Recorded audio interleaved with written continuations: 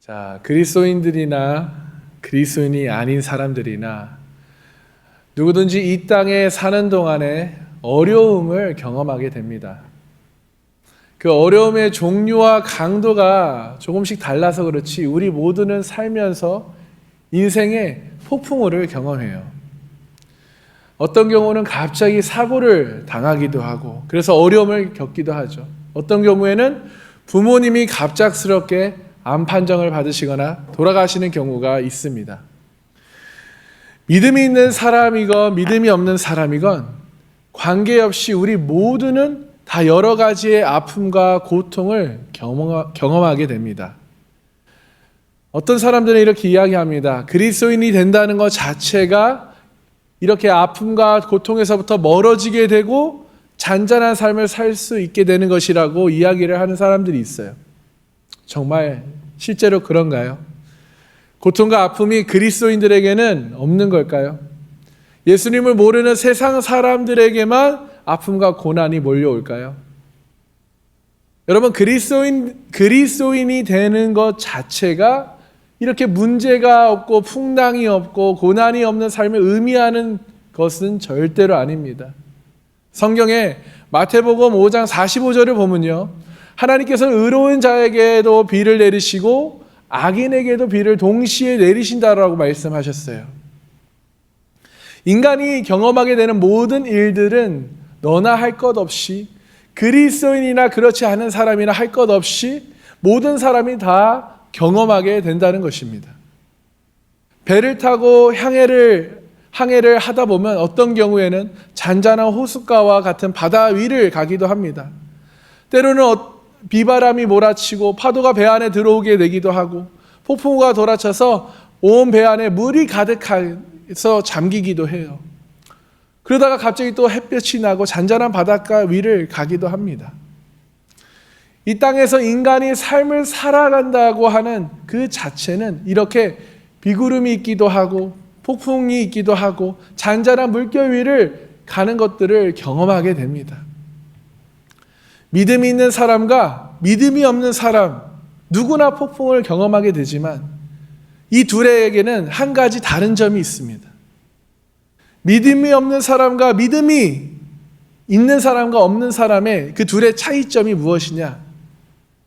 믿음이 없는 사람들이 어려움을 당할 때 보이는 반응, 그 반응이 그 믿음이 있는 그리스도인들이 어려움 당할 때의 반응과는 다르다는 것이에요. 보이는 반응이 다르다는 것은 결과도 다르다는 것을 의미합니다. 오늘 본문에서 우리는 폭풍우를 만났던 이 제자들의 반응과 예수님의 반응이 얼마나 다른가를 함께 나눌 텐데요.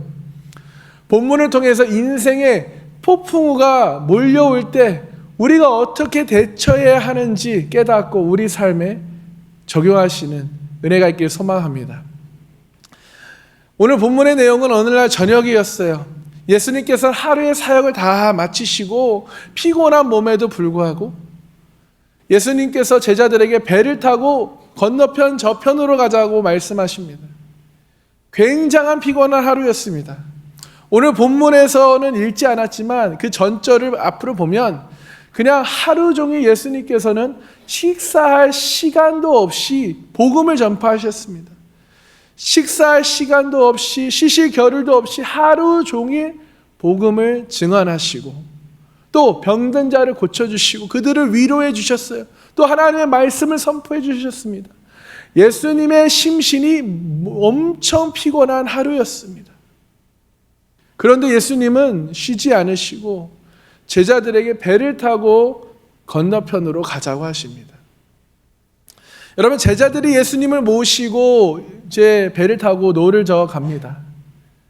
예수님은 너무너무 피곤하신 나머지 베개를 베고 주무셨어요. 그때 배가 호수 가운데쯤 들어갔을 때였을 것입니다. 조금 풍랑이 불기 시작해요. 아마도 제자들은 이 이제 어부가 있기 때문에 이 정도쯤은 괜찮아라고 생각했을 것입니다. 그런데 풍랑이 점점 심해지고 폭풍우가 몰아치고 그 호수물이 배 안에 들어오고 빗물이 배 안에 가득 차자 배가 가라앉기 일보 직전이 되었어요.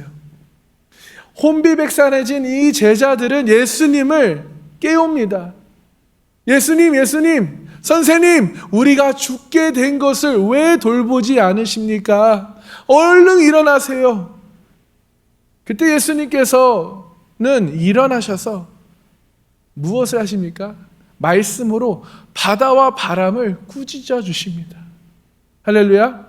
39절에 예수께서 깨어 바람을 꾸짖으시며 바다더러 이르시되 잠잠하라 고요하라 하시니 바람이 그치고 아주 잔잔하여지더라. 아멘.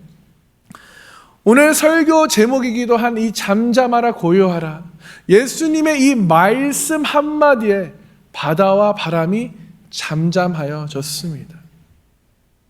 그 성난 파도와 바람이 잠잠해지자 예수님께서는 40절에 바로 제자들에게 이렇게 이야기하셔요.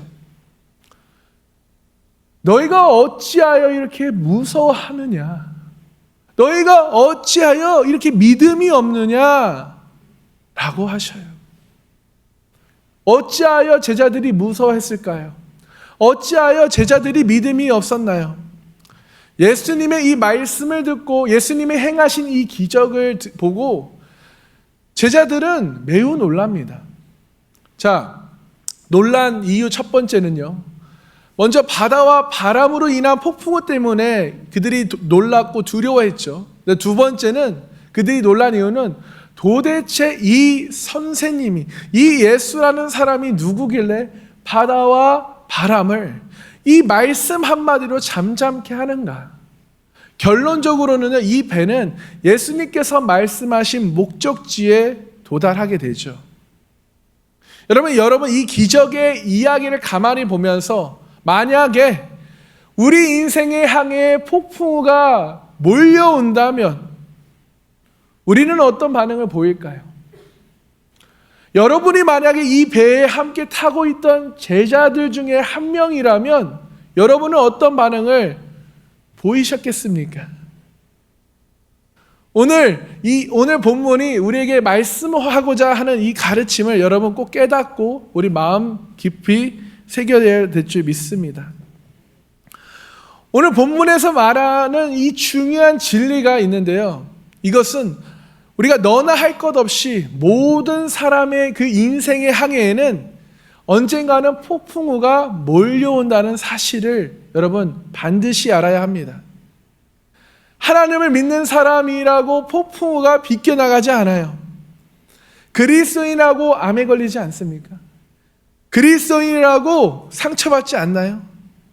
그리스도인들도 사업이 망할 수도 있고요, 자녀에게 문제가 생길 수 있어요. 우리도 똑같이 세상 사람들이 경험하는 그런 아픔과 고난을 경험할 수 있습니다. 그런데 세상 사람들과 우리가 다른 것, 우리가 폭풍우를 경험하게 될 것이라는 사실을 우리 하나님께서는 아신다는 사실이에요.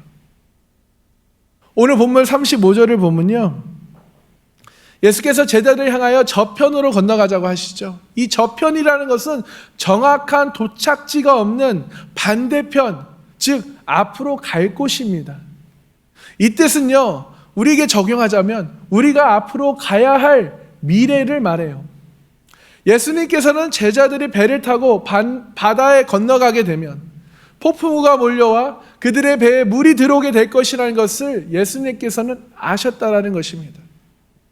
이것은 여러분과 저의 삶에도 언젠가는 우리의 앞날에 우리의 인생의 항해를 할 때 폭풍우를 만나게 될 것이라는 사실을 주님은 알고 계신다는 것이에요. 그렇다면 여러분,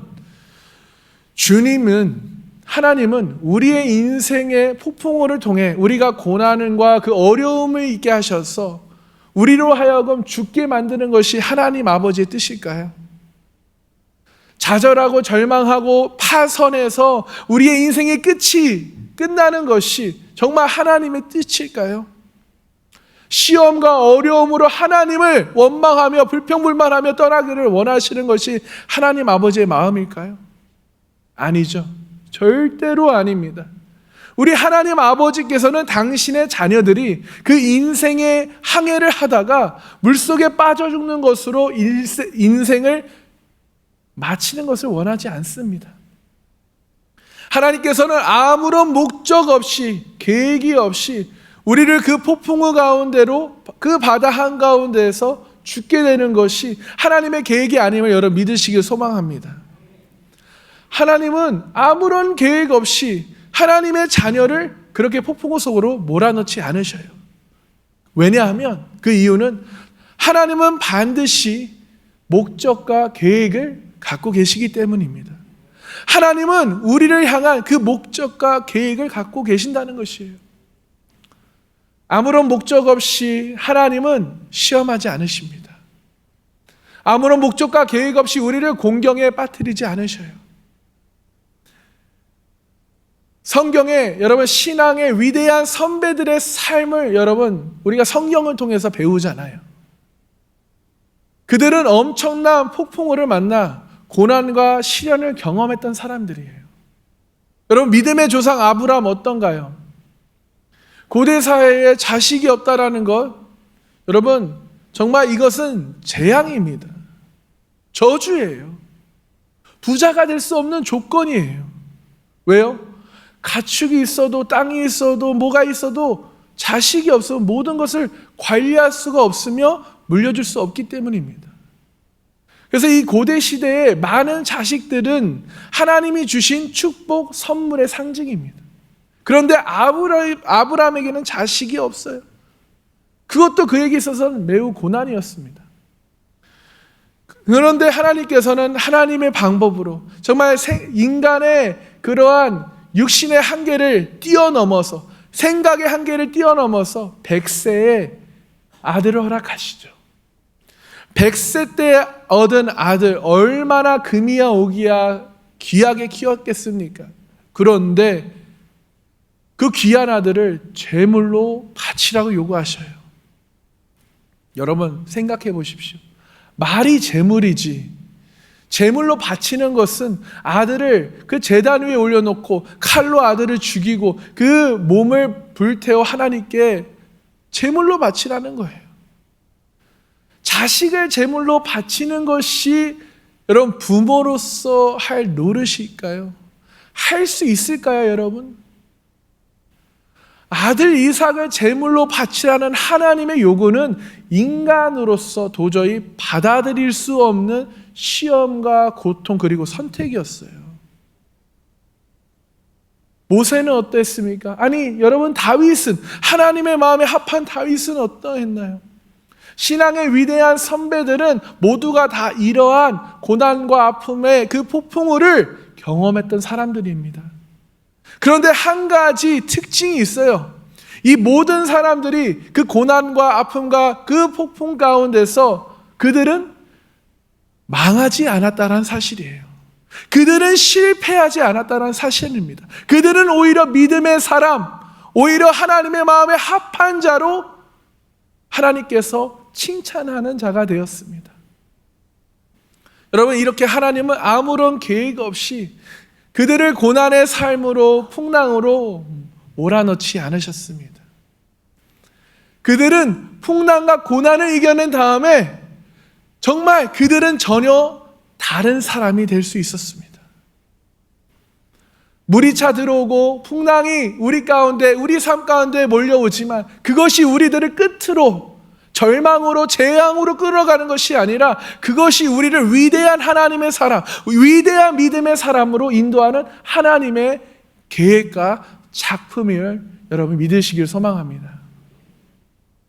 두 번째, 우리가 잊지 말고 꼭 기억해야 될 것이 있어요. 그것이 무엇이냐면, 우리 함께 읽어볼까요? 시작. 우리의 인생의 항해에 반드시 예수님은 우리와 동행한다는 사실입니다. 아멘. 함께 동행하심을 여러분 믿으십니까? 우리와 함께 거하고 계심을 여러분 믿으십니까?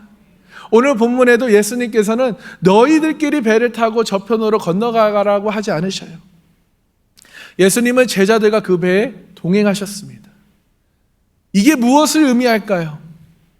예수님은 우리를 이 세상에 보내시면서 가서 복음을 전하라, 너희들께 알아서 먹고 살아 라고 하지 않으셔요. 마태복음 28장 20절에 볼지어다 내가 세상 끝날까지 너희와 항상 함께 있으리라. 아멘. 여러분, 우리 삶에 풍랑이 있을 수 있습니다. 절망과 좌절이 있을 수 있어요. 고통과 시련이 오겠지만 예수님이 우리와 함께 하신다는 이 사실을 여러분 꼭 기억하시길 소망합니다. 예수님이 그 우리의 인생의 그 배에 같이 승선하셨다라는 거예요. 오늘 본문에 보면 예수님께서 제자들과 함께 배를 타고 가셔요. 예수님이 그 우리의 항해에 동행하신다는 것은 정말 우리에게 굉장한 커다란 위로와 희망을 가져다 주는데요. 우리가 그 위로와 희망 4가지를 함께 나누도록 하겠습니다. 자, 첫 번째, 예수님이 우리의 항해에 삶의 그 길에 동행하신다면 첫 번째는 함께 읽어볼까요? 예수님은 우리가 가야 할 분명한 인생의 목표와 방향을 제시하십니다. 아멘. 오늘 본문에 예수님이 함께 건너편으로 가자고 하시잖아요. 분명한 방향을 제시해 주셨습니다. 이 땅에 살아가는 동안에 예수님께서 우리와 함께 하시면, 우리와 함께 동행하시면 주님은 우리가 가야 할 방향을 제시해 주십니다. 만약에 여러분 커다란 배에 선장이 없고 초보자인 선원들끼리 지금 배를 타고 가고 있다면 그 배가 어디로 갈까요? 한 선원은 서쪽으로 가야 합니다. 한 선원은 동쪽으로 가야 합니다. 그러면서 서로 그 의견이 부딪히지 않을까요? 그러나 노련한 선장이 그 배 안에 있다면 정확한 목적지로 갑니다. 또 가다가 폭풍우를 만나도 할지라도 그 선장은 가야 할 방향과 목적지를 정확하게 알기 때문에 그곳으로 인도합니다. 믿는 사람과 믿지 않는 사람의 차이는 그 인생의 폭풍우 속에서 그 고난과 어려움을 당할 때 믿지 않는 사람들은 자신이 선장이 되어 결정해야 해요. 그들도 인생의 초행길에서 어디로 가야 할지, 무엇을 해야 될지 모르지만, 어떻게 이것을 피해야 될지 모르지만 그들은 스스로 선택을 해야 합니다. 그러나 믿는 우리 그리스도인들에게는, 우리의 인생에는 주인이 되시는, 우리의 선장이 되어주시는 예수 그리스도가 우리와 함께 동행하심으로 우리는 그분께 여쭈고, 우리는 그분의 인도함을 따라 우리는 목적지에 도달할 수 있다는 사실입니다. 우리가 누구를 만나야 할지, 무엇을 선택해야 될지, 어떤 직업을 가져야 될지, 어떤 사람을 만나야 될지, 누구와 결혼을 해야 될지, 여러분 전혀 몰라 방황하고 혼미할 때가 있잖아요. 그렇죠? 그러나 여러분, 우리가 그 문제를, 그 질문을 주님께 가지고 나아갈 때, 우리가 그분과 함께 동행할 때 우리의 선장 되시는, 우리의 주인 되시는 예수님께 우리가 기도하는 순간, 우리 일생의 선장이 되시는 주님께서 저쪽 건너편으로 가자고 분명한 방향을 제시해 주십니다.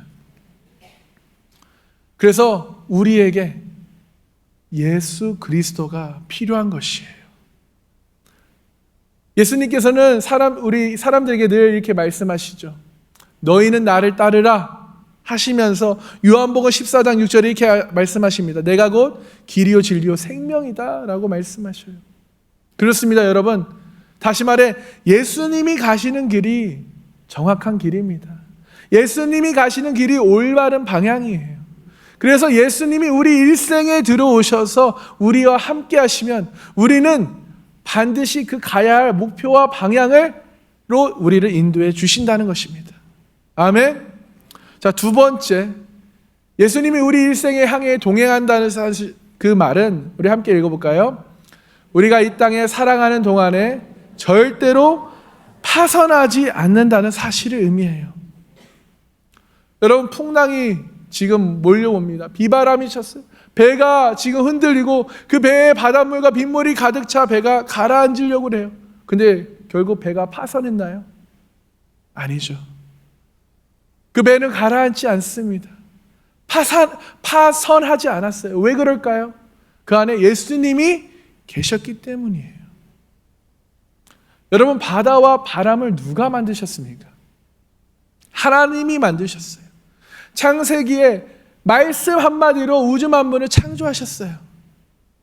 바람과 물과 비와 모든 것을 하나님이 만드셨습니다. 근데 그 예수님은 하나님 자신이에요. 그런데 어찌 예수님이 만든 피조물이, 창조물이 바람과 바다를, 온 우주를 만드신 그 창조주를 삼킬 수 있겠습니까? 어떻게 해할 수 있겠어요? 그러므로 예수님이 우리 일생의 항해에 동행하신다는 것은 절대로 우리가 그 어떤 폭풍 속에서도, 고난과 역경과 그 어려움 속에서도 우리는 파선하지 않는다는 것입니다. 절대로 그 폭풍으로, 고통과 시련으로, 절망과 그 낙심으로 끝나지 않는다는 사실이에요. 아멘? 여러분, 지금 여러분의 삶에 불확실한 미래로 혹시 불안해하십니까? 지금 예수님이 여러분의 인생에 함께 하심을 오늘 이 시간 말씀을 통해 깨닫기를 소망합니다. 그래서 반드시 예수님이 여러분을 지켜주시고 그 목적지로 끝까지 인도해 주시길 여러분 믿으시길 소망합니다. 아멘. 여러분, 세상이 우리에게 고통을, 아픔을 가져다 줄 수는 있습니다. 그러나 저와 여러분은 그 일로 패배하지 않아요. 낙심할 수 있지만 우리는 그것이 끝이 아니라, 재앙이 아니라 우리는 언젠간 회복할 수 있다는 것입니다. 왜요? 예수님이 우리와 함께 계시기 때문입니다. 그래서 예수님이 계시기 때문에 저와 여러분은 살아날 수 있습니다. 회복할 수 있어요. 예수님이 계시기 때문에 우리는 패배하지 않습니다. 주님은 우리를 일으키시어 우리로 승리케 하실 줄 믿으시길 소망합니다. 자, 세 번째, 예수님이 우리와 동행하신다는 것은 함께 읽어볼까요? 우리가 반드시 중간에 구원을 받는다는 사실이에요. 여러분, 예수님이 배를 타고 가시다가 제자들을 깨웁니다. 그래서 일어나셔서 그냥 바다를 보고 바람을 보고 꾸짖으셔요. 뭐라고 꾸짖으시죠? 잠잠하라, 고요하라. 여러분, 이 땅에 살면서 우리가 고난당하고 아파하고 힘들고 풍랑이 불어오는 순간, 여러분, 우리가 해야 될 것은 우리가 주님께 나아가 주님을 깨워야 되는 것이에요. 주님의 이름을 부르짖어야 합니다. 주님, 나를 살려주시옵소서. 주님, 나를 도와주시옵소서. 그때 주님은 일어나셔서 폭풍우와 그 바다와 바람을 향하여 말씀하십니다. 잠잠하라, 고요하라. 이 땅에 살아가는 동안 우리가 힘들고 어려운 순간이 있습니다. 그때 여러분, 우리가 해야 될 것은 십자가 앞에 나와야 합니다. 십자가 앞에 나와 주님께 도움을 요청하시는 저와 여러분이 되길 소망합니다. 그렇게 십자가 앞에 나와 주님께 도움을 요청하는 순간, 주님은 우리 삶에 다가오는 그 폭풍우를 향하여 꾸짖으시며 말씀해 주셔요. 잠잠할지어다, 고요할지어다. 주님은 반드시 우리에게 구원의 손길을 내밀어 주신다는 것입니다. 그래서 여러분, 어떤 상황이든 환경이든 우리는 항상 십자가 앞에 나아가야 합니다. 항상 십자가 앞에 나아가시는 복된 성도님이 되시기를 주님의 이름으로 축복합니다. 자, 네 번째, 주님이 배에 승선하신다는 말은 함께 읽겠습니다. 우리에게 반드시 목적지에 도착할 수 있다는 확신이 있다는 사실을 의미합니다. 자, 여러분, 이 배는 중간에 풍랑을 만났습니다.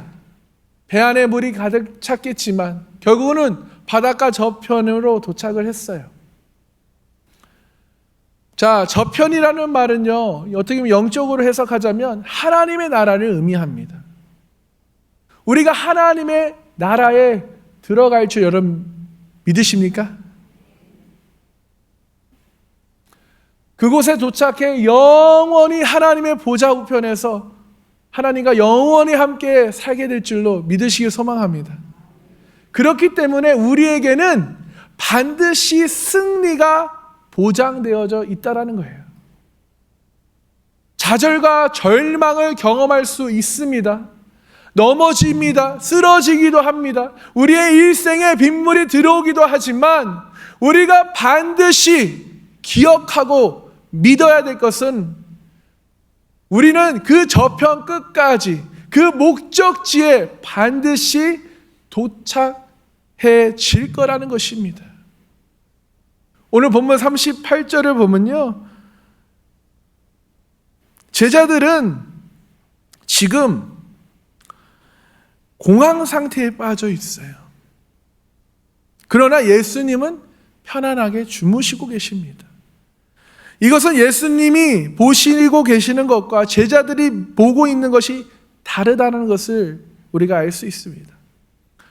제자들은 자신들 눈앞에 펼쳐진 것을 즉 현실을, 상황을 봅니다. 환경을 봐요. 육신의 눈으로 바라봅니다. 풍랑을 바라봐요. 비를 바라보고 배 안에 들어오는 물을 바라봅니다. 그때 제자들은 절망과 공포를 경험하게 되죠. 아, 이제 이게 끝이구나. 우리 죽었다. 여러분, 사람에게는 두 가지의 눈이 있다라고 말씀드렸죠. 하나는 육신의 눈이고 하나는 영의 눈이라고 말씀드렸습니다. 우리가 이 땅에 살면서 육신의 눈만 가지고 우리 앞에 다가오는 그 아픔과 고통을 바라보게 되면 우리는 절망과 공포를 바라보지 않을 수가 없어요. 바라볼 수밖에 없다라는 것이에요. 하필 똑같은 배에 타고 있는데 왜 예수님은 편안히 주무실 수 있을까요? 왜 제자들은 그렇게 공포에 쌓일 수밖에 없었을까요? 바로 무엇을 보고 무엇을 믿고 있느냐는 거예요. 그것이 그 사람이 달라진다는 것이죠. 예수님은요, 바람을 꾸짖으시며 바다더러 바람더러 잠잠하고 고요하라고 말씀하십니다. 저는 이 말씀이 꼭 바람과 바다에게만 하시는 말씀이 같지 않아요. 바람과 바다 말고 누구에게 하는 말씀인 것 같습니까? 바로 이 두려움에 떨고 있는 제자들에게 하시는 말씀 같다라고 저는 생각해요. 제자들이 보는 것은 육신의 눈으로 풍랑을 바라봤어요. 배 안에 가득 찬 물을 봤지만, 그래서 두려움에 떨고 있지만, 그러나 예수님이 바라보시는 것은 하나님의 능력의 손길인 줄 여러분 믿으시기 소망합니다. 왜냐하면 풍랑을 하나님이 만드셨기 때문에, 바람을 하나님이 만드셨기 때문에 예수님에게 있어서 이 바람과 풍랑은 그냥 찻잔 속에 있는 흔들림밖에 되지 않는다는 것이에요. 여러분, 하나님의 그 넓으신 계획과 섭리와 그 하나님의 위대하신 능력 안에 우리가 함께 동행하길 소망합니다. 우리가 그 안에 있다면 우리가 믿음의 눈으로 바라보게 될 것입니다. 우리가 믿음의 눈으로 바라보게 되면 그 어떤 폭풍도 아무것도 아니게 된다는 것이에요. 지금 배 안에 들어와 있는 물도 아무것도 아니게 돼요. 지금 이것이 끝이고 재앙이라고 생각할 수 있지만 우리가 육신의 눈으로 보면 재앙이고 끝입니다. 그러나 영의 눈으로 보면 아무것도 아니게 된다는 것이에요. 믿음의 눈으로, 여러분, 내가 하나님의 은혜의 손길 안에 있구나, 나를 믿음의 사람으로 만들려고 하시는구나 라고 믿으시길 소망합니다. 그렇게 믿음의 눈으로 바라보면요, 우리는 절망하지 않습니다. 우리는 불평불만하지 않아요. 우리는 포기하지 않습니다. 아멘. 저와 여러분이 이 땅에 살아가는 동안에 인생의 항해 가운데 우리가 절망하지 않고 마음의 평안과 기쁨을 누리려면 우리가 육신의 눈으로 그 상황과 현실을 바라보지 않고 그 사건과 상황만을 바라보지 않고 내 연약하고 부족한 그 삶의 현실만을 바라보지 않고 우리가 믿음의 눈으로 바라보길 소망합니다. 전지전능하신 하나님을 믿으시길 소망합니다. 그분을 전적으로 신뢰하고 그분께서 잠잠하고 고요하게 그 모든 상황을 해결해 주실 것을 믿으시고 그분 오직 한 분만 바라보시는 은혜가 여러분 가운데 있기를 소망합니다. 그래서 오늘 본문을 보면 예수님께서 바다와 바람을 어떻게 하시나요? 바다와 바람을 말씀으로 꾸짖으셔요. 말씀 한마디로 바다와 바람을 잠잠케 하십니다. 여러분, 이것을 통해 우리가 알 수 있는 것은요, 정말 그 절망과 아픔과 그런 공포 속에서 우리가 사용할 수 있는 무기가 있다라는 것이에요. 그 무기는 바로 하나님의 말씀이라는 것입니다. 하나님의 말씀으로 선포하는 것이에요. 믿음으로 선포하는 것입니다. 하나님께서 행하여 주실 줄을 믿고 선포하는 것이에요. 왜요? 히브리서 4장 12절에 이렇게 말씀하십니다. 함께 읽어볼까요? 하나님의 말씀은 살아있고 활력이 있어 좌우의 날선 어떤 것보다 예리하여 혼과 영과 및 관절과 골수를 찔러 쪼개기까지 하며 또 마음의 생각과 뜻을 판단하나니. 아멘. 하나님은 이 말씀 한마디로 우주 만물을 창조하셨어요. 말씀은 기적 그 자체입니다. 말씀은 살아있고 운동력이 있습니다. 그런데 말씀은 하나님 자신이에요. 그렇기 때문에 그 절망과 공포의 시간에 우리가 사용할 수 있는 유일한 무기가 바로 하나님의 말씀이라는 것이에요. 그래서 우리가 여러분 큐티를 해야 되는 이유가 여기 있어요. 매일 하나님의 말씀을 우리가 묵상해야 합니다. 그래서 그 말씀을 가지고 하루를 그 말씀으로 승리해야 돼요. 그냥 큐티를 하루 아침에 해서 사진 찍어서 리더에게 보내서 그걸로 끝이 아니라 우리가 그 말씀을 하루 종일 묵상해야 합니다. 그 말씀, 그 하나님을 묵상하라는 거예요. 아멘. 그래서 여러분 말씀을 들어야 하는 것이고 우리가 말씀을 배워야 하는 것이고 말씀을 훈련받아야 되고 그래서 말씀을 외워야 하는 것이에요. 그리고 설교를 들어야 하는 이유가 여기 있습니다. 제자들은 말씀 훈련을 충분하게 받지 못했기 때문에 그래서 아마도 육신의 눈으로 보고 그들이 두려워하고 좌절할 수도 있습니다. 그러나 그들은 함께한 예수님을 정확하게 몰랐어요. 예수님은 하나님 자신인데 말씀 자체이신데 그 강한 능력을 가지고 있는 분인데 그분을 정확하게 몰랐다라는 거예요. 그분을 믿지 못했다라는 것입니다. 여러분, 필요한 것은 세상적인 능력이나 조건이나 스펙이 아니라 하나님의 말씀과 그 말씀을 믿는 믿음입니다. 하나님의 말씀이 여러분의 심령 속에 가득 담겨져 있을 때 우리는 그 육신의 눈, 세상적인 눈, 내 경험과 과거의 어떤 그 모든 지혜와 그 능력을 다 내려놓게 돼요. 하나님의 말씀의 능력이 없으니까 여러분이 하나님의 말씀을 믿지 못하니까 우리는 계속해서 세상적인 능력을 자꾸만 필요로 하고 구하고 있다는 것이에요. 그러나 우리가 말씀 안에 거하면 우리는 세상적인 조건을 내려놓게 됩니다. 더 이상 세상을 사랑하지 않아요.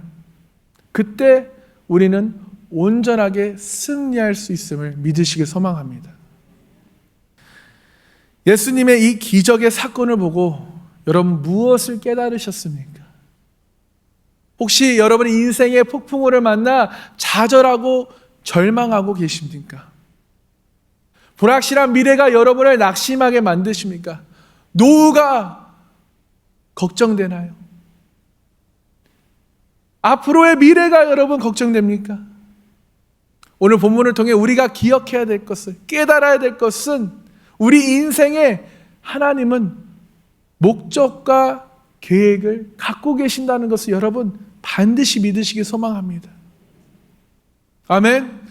그리고 우리 인생의 항해에 예수님이 함께 승선하고 있음을 여러분 잊지 않기를 소망합니다. 그것만 기억하십시오. 하나님이 나와 함께 하시는구나. 나를 지켜 보호하고 계시는구나. 나를 인도해 주고 계시는구나. 라는 것을 깨닫기 소망합니다.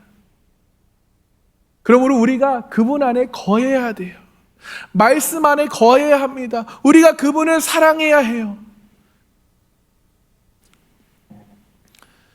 그 폭풍을 꾸짖어 주셔서 잠잠하고 고요하게 만들어 주시는 주님을 여러분 항상 구하고 찾길 소망합니다.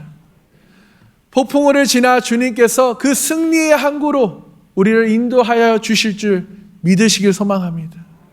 오늘 말씀을 통해 여러분들도 그 어떤 폭풍 앞에서 두려움에 떨며 그 예수님을 깨우는 제자들처럼 반응하는 것이 아니라 폭풍을 잠잠하고 고요하게 하시는 하나님을 전적으로 신뢰하고 믿는 그 믿음으로 나아가시는 성도님들이 되시기를 주님의 이름으로 축복합니다. 그러므로 매일 우리는 십자가 앞에 나아가야 합니다. 십자가 앞에 나아가 우리는 그분의 은혜를, 그분의 사랑을 항상 구해야 될 줄 믿습니다. 아멘. 그런 주님의 복된 자녀가 되시기를 주님의 이름으로 축복합니다. 하나님의 말씀을 믿고 그 믿음으로 살아있는 말씀의 능력을 우리가 체험할 때마다 여러분의 삶에 놀라운 기적의 역사가, 내 삶의 변화가, 성품의 변화가 일어날 줄로 믿으시기 소망합니다. 그러므로 내 인생의 항해에 내가 주님을 믿기 때문에, 주님의 말씀 때문에 우리가 승리할 수 있게 되기를 주님의 이름으로 축원드립니다. 아멘. 이 시간 기도하겠습니다.